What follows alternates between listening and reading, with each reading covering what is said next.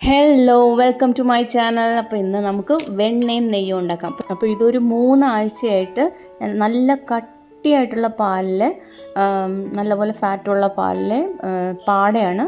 ആ ക്രീം ഞാനെടുത്ത് ഫ്രീസറിൽ വയ്ക്കും. എന്നിട്ട് അതൊരു 3 ആഴ്ച കഴിയുമ്പോൾ ഇതെല്ലാം കൂടെ കളക്ട് ചെയ്യും. ഇപ്പോൾ ഫ്രിഡ്ജിൽ വെച്ചാൽ ശരിയാവില്ല, ചീത്തയായി പോകും. അപ്പോൾ ഫ്രീസറിൽ തന്നെ വയ്ക്കണം. ഇപ്പോൾ ഞാൻ 2 മണിക്കൂർ പുറത്ത് വെച്ചതിന് ശേഷം മിക്സിയിലിട്ട് ഒന്ന് നമ്മൾ പൾസ് മോഡിൽ ഇട്ടൊന്ന് കറക്കി, അതിന് ശേഷം നല്ല തണുത്ത വെള്ളം കുറച്ച് ഒഴിച്ചു കൊടുത്തു. ഇനി നമുക്ക് മിക്സി ഓൺ ചെയ്യാം. 1, 2, 3 സ്പീഡില്ലേ, ആ സ്പീഡിൽ ഓൺ ചെയ്ത് കുറച്ചൊന്ന് അടിച്ചു കഴിഞ്ഞപ്പോഴത്തേക്കും ഇതുപോലെ വെണ്ണ നന്നായിട്ട് കിട്ടി. സാധാരണ ഞാൻ തൈര് കടഞ്ഞ് വെണ്ണ ഉണ്ടാക്കും, പക്ഷേ എനിക്ക് ഒത്തിരി സമയമെടുക്കും. അതുമാത്രമല്ല, തൈര് കടഞ്ഞ് വെണ്ണ എടുക്കുമ്പോൾ ഇത്ര അധികം ഒന്നും കിട്ടില്ല. ഇപ്പോൾ ഇത് എത്ര കിട്ടിയെന്ന് ഞാൻ കാണിച്ചു തരാം. ഇപ്പോൾ ഞാനത് ഇട്ടിരിക്കുന്ന ഒരു തണുത്ത വെള്ളത്തിലാണ്. അപ്പോൾ തണുത്ത വെള്ളം എടുത്തിട്ട് അതിലേക്ക് ഇതിട്ട് കൊടുക്കുകയാണ്. എന്നിട്ട് നമ്മൾ നന്നായിട്ട് കഴുകിയെടുക്കണം. കാരണം ഇപ്പോൾ 2 or 3 പ്രാവശ്യം വെള്ളമൊഴിച്ച് കഴുകിയെടുക്കണം. ഇല്ലെങ്കിൽ ആ പാലിൻ്റെയൊക്കെ അംശം കാണും. അതുകൊണ്ട് നന്നായിട്ട് കഴുകിയെടുക്കണം. അപ്പോൾ ഒരു സ്മെല്ല് വരുമില്ലെങ്കിൽ, അതുകൊണ്ടാണ് കഴുകിയെടുക്കുന്നത്.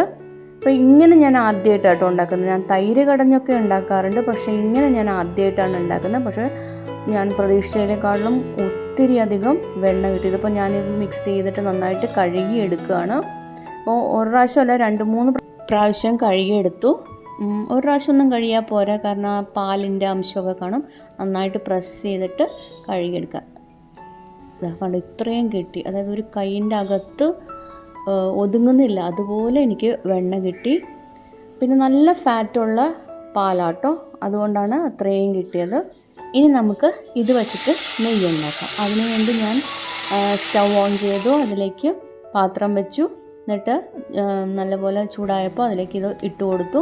ഇനി ചെറിയ തീയിൽ നമ്മൾ ഇത് പതുക്കെ ഉരുക്കി നെയ്യാക്കും. പക്ഷേ വെണ്ണ ഇപ്പോൾ ഇത്രയും കിട്ടിയെന്ന് പറഞ്ഞാലും നെയ്യ് വളരെ കുറച്ചേ കിട്ടുള്ളൂ. ഇതായി വരുമ്പോൾ അത് വളരെ കുറച്ച്. ഇത് എപ്പോഴെപ്പോഴും ഇളക്കി കൊടുക്കേണ്ട ആവശ്യമൊന്നുമില്ല, കാരണം ചെറിയ തീയിലാണ് ഇട്ടിരിക്കുന്നത്. പിന്നെ ഇത് കുറച്ച് കഴിയുമ്പോൾ ഈ ഇങ്ങനെ കുമ്പളകൾ വരുന്നതൊക്കെ ഒന്ന് അടങ്ങും. ആ സമയത്ത് നമുക്കിത് എടുക്കാം. അപ്പോൾ ഞാനിതിൻ്റെ നല്ലൊരു മഞ്ഞ നിറമില്ല, അത് പോകണതിന് മുമ്പ് എടുക്കുകയാണ്.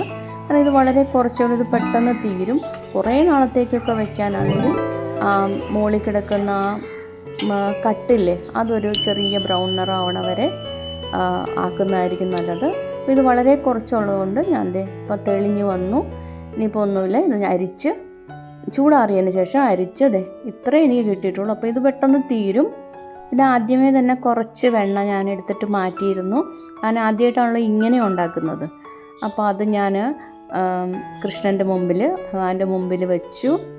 തൈര് കടഞ്ഞൊക്കെ ഞാൻ ഉണ്ടാക്കിയിട്ടുണ്ട്, പക്ഷെ ഇങ്ങനെ ആദ്യമായിട്ടാണ്. Thank you.